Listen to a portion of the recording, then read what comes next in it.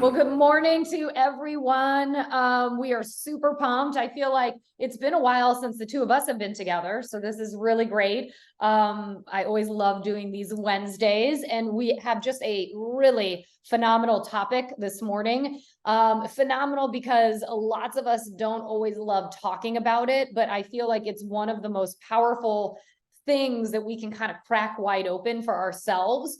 And I know for myself throughout my whole life, financial health has really kind of been a journey for me. From back in the days where I would when I was living in Chicago, and I would put my credit card in to get cash out so my girlfriend and I could go to the bars. That was way back in the day. I've come a long way since then. But anyway, our topic today is going to be about financial health and really just kind of, and I think it's great. We talked about this last year, but I think this time of year, as we're getting ready for business planning, it's such the right time to be able to talk about it. And I also think this is something that we always should at least once a year kind of crack it wide open and just sort of say, how am I doing? So today, Angela and I are really going to kind of talk through just the elements of financial health. We're going to talk about, some of the things that we run into or the things that we do that doesn't maybe always help us feel as financially sound. So the first thing that I really kind of wanted to talk about are, the three roadblocks that so many of us have when we're dealing with our finances. And I'll tell you, I was in, and sometimes I still am at certain times in this bucket, right? Because there's always going to be somebody who's doing better than us. There's always going to be somebody who seems to be making more money or in a better spot. And for me, I have to do the same thing. I have to kind of put my blinders on and really focus on me, my family, what matters to us, but for a lot of us, we get embarrassed because we don't feel like we're in as good a financial shape as we think we should be. Well, welcome to the world, and welcome also to the last 12 to 18 months where, let's face it, things are costing more. We have this recession, not recession, rolling recession. We've got struggles with, real estate being a tighter market. So we might some of us might really be feeling this right now, but know that you're not alone. Another thing that I have felt often is feeling overwhelmed of kind of like, oh my gosh, I feel like I'm kind of in such a bad spot. I don't really know where to start. And then, even kind of the denial, that's super easy to do. Just sort of ignore it, keep it in the closet, tuck it away for another day. Just one more charge on my credit card. Can't tell you how many times I've done that, right? Even though we know that just addressing it could be the best thing for us. So I don't know if any of you are brave enough to share in the chat, if you at some point, in your own lives have felt one of these kind of roadblocks when dealing with your finances. Don't be shy, because I've literally had all three happen multiple times in my life. Like this week. Like this morning. No. Yes. So some stats we just want to share with you guys, and I think some of them I wasn't totally shocked by, but some of them I was. So 53% of adults are financially anxious. I feel like it's more than that. And Amy, I think you hit the nail on the head with like the way that the economy is right now with inflation and high prices and a tight real estate market and all of our bills going up, but our income not, like, it can cause a lot of anxiety. So I feel like that stat might be a little bit outdated. And maybe today I'd say it's more around like the 80% mark. At least that's how it feels for me. But 78% of adults live paycheck to paycheck, which I thought was super high. And I just hate to hear that, where they have no money left over for savings, which is really not a good place to be in. But hey, it happens to the best of us. And I think, no better time than today to start changing that trajectory. 3 in 5 adults don't keep a budget, which I think is so super important, and really to understand the money that you have coming in and get a good handle on the money that's going out, because God knows there's a lot of that happening. Fewer than 1 in 5 adults are confident in their savings, which I think also really sucks. Worrying about not having a good plan for retirement. I think we all worry about that. I mean, I even have stuff in place for retirement and I'm still worried about it. So I don't know if that worry ever goes away. But these are just some important stats to look at. And I think it's important because it'll make you feel not alone, right? There's a bunch of people that's feeling the same way that you feel. So how can we break this cycle of financial insecurity? So decide it's time to do something different, recognizing that you're not alone, understanding that there's resources available to help you achieve the success that you're looking for, and also taking it one step at a time. So again, like there's no better time than today to make the decision to start to change some of these things. And there's no reason to be embarrassed. You know, we're all swimming in the same bowl of soup. And you're not alone, and there's lots of resources available, specifically a really good financial advisor, which we can talk about in a minute, and a really good tax planner. All these people, all these connections are really good to have in your back pocket, and they can help you kind of change your trajectory and help you achieve some of your goals.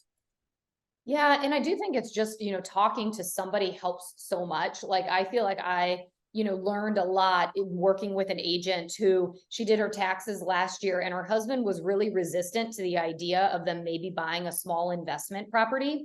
And so they ended up not doing it, but then they sat down with their accountant and they were like, based off of, the agents, the way that they are set up as a 1099 and how they can do write-offs, there's a lot of benefit for being a real estate agent and being able to buy a property. And I know like not all of us are sort of in that state where I can just go ahead and, buy a small little condo in Chicago, Amy. Maybe not today, but it's really cool to start figuring out like if I talk to somebody, they might help me figure out what can I do in a couple of years once I get myself on a better track. And I think somebody just said that the markets are so volatile right now, they want to keep stuff in their savings account.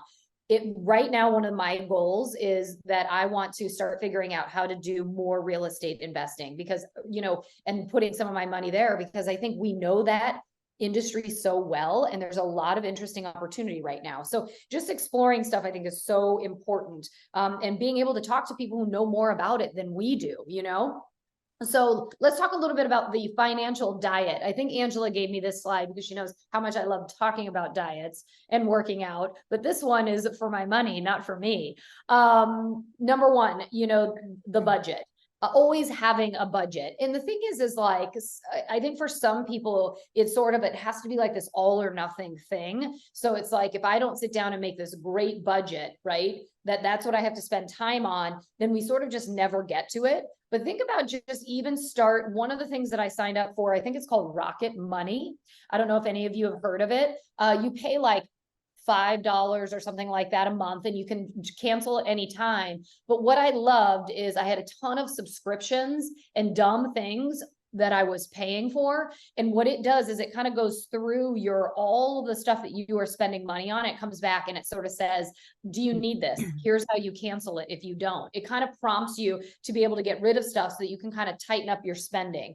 And the thing is no matter how much money you have, if you don't really have a good sense of what you're spending it on, and you don't budget where you're putting your money, I guarantee you will spend it all. It's amazing. You could have $10 or $100. No matter what, you will figure out how to spend both of those. If you don't have a good idea of out of that amount of money, whether it's the 10 or 100, what percentage am I not even going to touch and put somewhere before I go ahead and then figure out what I'm spending my money on. And you really have to get an idea of where your money's going. And that's why I loved that Rocket app. Again, it just kind of helped me. Like I was doing things like Greenpeace. Okay, people, I had Greenpeace forever. And finally I was like, I think I've saved enough of the world. Now I need to start saving for college. And it was this thing I signed up for a million years ago. And they made it super easy for me to, in a second, be able to change that. So having a budget is huge. I also think your financial landscape is super important. Your credit score. I am like a freak when it comes to my credit score. I watch it all the time. I have Credit Karma, but then I also signed up for that Experian, and you can do a free version, and then you can turn on the more, like if you're going to have to refinance for a mortgage or you're looking to buy a house, or there's something where you really want to know your real financial score, because even Credit Karma is not as accurate. You can then upgrade on Experian and it'll give you all three of the bureaus, and they do it as they would to send it to like a lender or something. So I love like being able to use those resources. I've become like a freak about trying to keep it within a certain spot, but knowing your credit score is really helpful because your credit worthiness has so much to do with how much you can borrow, how well your rates are, how strong those are. Knowing your investments, again, I make sure that I kind of check on, what I've got in my, retirement funds, and then knowing your debts. I used to be really bad at this, but I like once a month, I kind of take a Sunday and I sort of go through everything. And you know what? As much as I hate sometimes looking at like crap, I got more on my credit card than I realized because that stuff goes up fast. Then I can make a plan. And you know what? I sit there and I say, okay, this is what I'm going to do. Awareness and really knowing your financial landscape, it really gives you kind of a clear picture of like where you're at. And sometimes it doesn't feel great, but sometimes you look at it and you say, dang, I'm doing a really pretty good job. So I think awareness and knowing all of these factors is incredibly important. I have a fun fact to share that might blow some people's minds. So a long time ago, when I was young, and I was starting to use a credit card, I came from a single, parent household and watched my mom struggle when I was younger with finances and all that jazz. But the good thing that I took away from that was to never be irresponsible with my credit card. I have never carried a credit card balance in my life. Look at you. You're awesome. It's I for, wish and I could like, say that. I don't know if that's like PTSD from Probably. like my childhood, but and my husband's the same way. Like we just don't carry debt. And when we put money on it, we pay it off in full. So that's a fun fact to share. Love it. But definitely PTSD. That's awesome. Yeah. I'm gonna keep So a cap. I do have a balance, but it actually is very low. And I sort of cap it, and then it's like I pay it off, we pay it off and because it can easily get away from you. oh my God, it's so easy to go up. Mhm. So number 3, be intentional. So buy fewer things. That's kind of like an easy concept, right? I'm always like, do we need this or do we want this? Focus on quality, versatility, usefulness.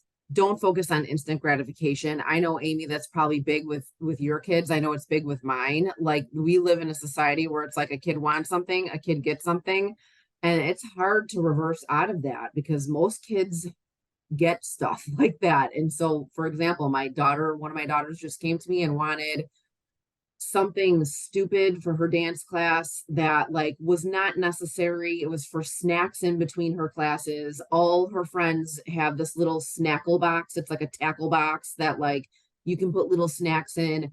And I said no. And I felt like the big bad mean parent, but I was like, we don't need this. Like you can take a baggie and you can bring the snack in the baggie. Like I don't need to buy this $15 thing. So not focusing on instant gratification, it's kind of a hard thing to turn around, but I promise if you work on it diligently, it can happen. I like this too. So think longer term, make your day-to-day spending decisions based on the long term. You can either have a Starbucks coffee every day, or you can have a flight to Europe in 9 months.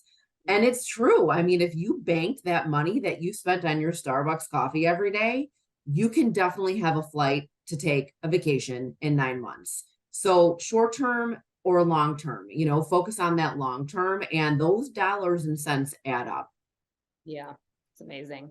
And then treats should be rare, like that Starbucks, right? Like we've gone on a Starbucks diet with like my whole family. I've been bad recently, but it's like sometimes with these kids who are like, I want to go to Starbucks after work, right? Or after school. So now it's like you get one on the weekend. Like you don't need any more than that. But really trying to figure out how treats should be rare, and you can't indulge on everything. You can't splurge on everything. Otherwise, then it also doesn't become fun, or it doesn't become a treat anymore, right? And too many treats aren't really, then it suddenly becomes your new lifestyle, and then you're trying to keep up with that lifestyle. So really knowing like when to pull back, like the tackle box, as you said, Angela, but like, just when to kind of say no. Sometimes the default should be no first in order to really think about, do we really need that? Yeah. And then becoming self-sufficient. I'm a really big believer of this. It's something that I'm talking a lot to my girls about, just being able to, this is talking a little bit about even learning how to cook, repair, make things homemade, but, just being responsible for kind of carrying yourself as an individual. I think it's so important that as, individuals even just get older in life, it's like you're not depending on somebody else to do something for you or to pay for something or to get you what you want, being able to invest in your own skill sets. And yeah, I mean, you don't have to eat out every single night, right? It's let's cook. And, sometimes repairs can be fun. Maybe you can't, install a toilet or do electric, but could you paint a room in your house versus having somebody do it for you? So it's just kind of balancing what are some of the things that I can actually take on myself as an individual versus always having to pay for it.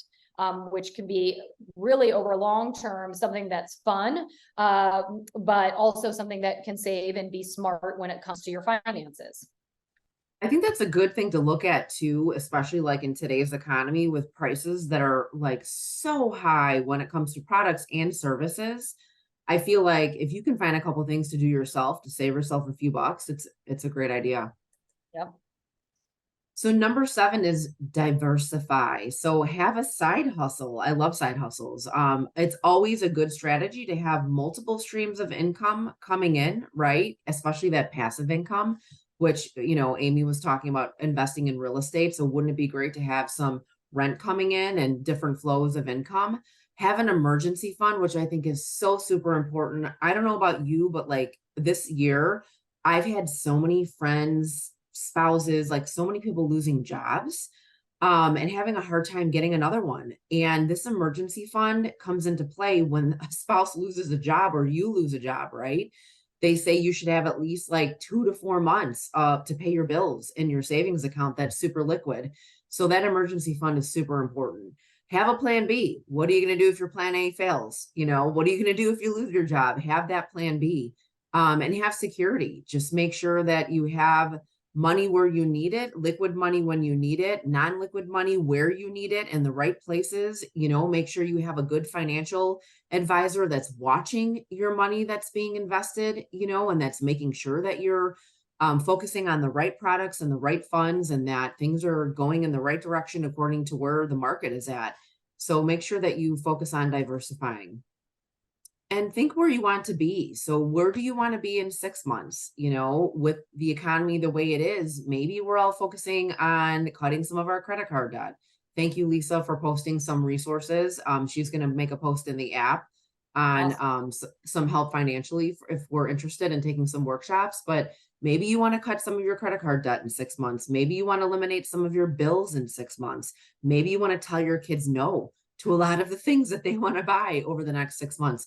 Maybe you're going to make Christmas a little bit lighter this year. I'm doing that. I told my kids, I said, be prepared because Christmas is looking different this year, friends. Where do you want to be in 2 years? Where do you want to be in 10 years? Do you want to be retired in 10 years? Well, if you want to be retired in 10 years, you have a lot of steps to take over the next 10 years to get yourself there. So what can you do today to make that happen? And I do think that speaking to a really good qualified financial advisor is probably one of the first best steps that you can take. And, I think sometimes, spending money can cause like an immediate excitement or enjoyment or happiness. But, then I think there's sometimes afterwards that guilt that we get, right? Because we end up spending that money and realizing, God, maybe that wasn't such a smart move. So, I think it's being just really mindful and remembering like what really does cause happiness, because, at the end of the day, if you are making smart financial decisions, long term, you have a lot more freedom. You get freedom to do things that you want to do by making sometimes smaller sacrifices up front. And I think it's just a matter of, I love this session kind of right now because we're almost through this year. We're taking a look at 2024 with a lot of predictions of it kind of being more of the same as what we've seen in 2023. Rates are at all-time highs. We've got a lot of headwinds that we're looking at. So I think it's a nice time to kind of step back and be open to looking at this and thinking about choices that we've made in the past, but maybe some small choices. You know, you don't have to throw everything out and start over, but are there one or two things that you can be doing right now to just maybe pivot or, you know, tighten up that financial, you know, pocketbook and see what we can doing, because, you know, happiness becomes a byproduct of the choices we make and the freedom that we have, you know. So I think at the end of the day too, how many things do we need, you know, or is it enjoying time with others that's going to end up giving us more happiness? So, you know, kind of sometimes we tend to spend money on things and it ultimately doesn't end up helping replace whatever it is, the void that we're trying to fill. And then, you know what? I have to do this all the time, accepting my mistakes. I make plenty, but we're human, you know, and I think dwelling on it doesn't help us, right? Like guilt isn't productive. So at some point, I think it's just sort of owning where you're at. Every single person has crap. Every single person has something going on. And I don't care if you, and it's the scary thing is sometimes the people who look like they have their act together the most, I'm going to be honest, they're the ones that have like credit cards up to here. You know, it's all not perfect and none of us have a perfect life, right? So I think a lot of it is, you know, accepting our mistakes, knowing we're human, trying to get over the guilt, and, you know, just realize that you can get up and do it better tomorrow. Even today, you know, after this Zoom, let's get off of here and say, is there one thing that I can do right now that's going to make me feel better, that I've taken a step forward for my finances? And maybe that step is, crap, I'm going to look at all my credit cards today and see exactly where the heck I'm at. That's a great first step. And then 5 things you can do now to make an immediate difference. Stop paying for things that you're not using. Oh my gosh, I did this a few years ago. I had like a membership to Orange Theory and I had gotten my Peloton. So it was just like, stop paying for it, Amy, like cut it out right now. Although sometimes they make it really hard to do that. Have you ever noticed that? Sometimes places make it really hard to cancel. That's why I like this Rocket app. Lower your credit card interest rate. If you're a customer in good standing, you can call the credit cards and say, look, I'm thinking about moving to another one. I'm thinking about, you know, closing this. They want to keep you as a client or as a customer. So you can call and try to renegotiate your rates. Right now, it might be a little bit tougher to lower your mortgage rate if you're a customer in good standing, but I will tell you, it's worth the phone call, even if they say right now we can't do anything. But I think it was a few years ago, I did something, it's called like recasting your mortgage. And they don't change your rate, but they do something by taking a look at how much you've paid, what kind of a customer you are, and they potentially can readjust you. Now, I know most of the time we are in a great rate if we bought, you know, prior to about a year and a half ago. So we might have to sit tight with that. But after taxes, pay yourself first. Any of you right now in the chat, do you automatically put some money aside for yourself before you pay off your bills? You know, the reality is, you know, things might be tight, but even if you take $50 and you put it into an account, before you go ahead and you spend on stuff, it's amazing how that will build up, you know, month after month, year after year. And then just really watching, we've done this a lot, is watching how much we spend going out to eat or drink, especially these kids who want to Uber everything and DoorDash everything. Oh my God, we had to put the kibosh on that, like big time. It's like, I'm not spending $30 for you to get a milkshake, you know, but the kids like don't have, you know, and it's hard because you know, many of us all live in areas where like, yeah, there are parents who do that. There are things that, you know, are people who have more money or are not watching as closely. But these are a couple of the things that right now you can maybe take a look at to immediately minimize, you know, any of the stress on your finances. All right. So let's talk about homework. And Holly, I love what you put in chat. She said every morning I brew my own Costco organic coffee. I have a frother and make a delicious cappuccino with organic unsweetened vanilla almond milk. And I pay myself $6. Good for you. That all adds up. Yep, that's awesome. So let's review the homework. We have a great financial health worksheet handout that I think you guys are going to find to be useful. And so if you could complete that by October 11th, and then of course, remember to keep writing your 2 note cards and making your 5 outreach calls each weekday. And then our homework for the end of the month is if you don't have a financial advisor, we are challenging you to reach out to one and make an appointment. And you can always share your financial health worksheet with them too. And if you already have a financial advisor, reach out to them and make an appointment for a review. They should be reviewing stuff with you on a regular basis. And you can share your financial health worksheet with them as well. So your next meeting is going to be your accountability group meeting on Wednesday, October 11th, and I will post the agenda in the app after the webinar. I do Awesome. have a great advisor that I'm happy to share. Yep. I actually got this new financial advisor through one of our at properties managing brokers, Trisha Roberto, in our Hinsdale and Western Springs office. And this man is amazing. I mean, he literally, last year, it's funny, I watched the recording of this from last year, Amy, and I had just met this guy. So I talked about it on the webinar last year, but he's really great. I actually connected Amy with him. I don't know if you ever Yep. connected with him, but Yeah, I we're will. we're getting our stuff together with him. Yep. Isn't he good? He's Mhm. so good. The handout, Colleen, I'm going to post in the app as well. I will also post his information in the app as well. So look for that one post with all of this information on it. And if you speak to him, let him know that I recommended him because I really love him. He's a really, really great guy. So that's all we have for you guys. All right. Well, we hope that you go out and you do one thing today that's going to make you feel like I am one step closer to feeling that more confident when it comes to my finances. So on that note, it is a gorgeous day out. So I hope you are all out and active and doing something amazing with your business and with your clients. We are here if you need us. Otherwise, we'll look forward to seeing you in a couple weeks.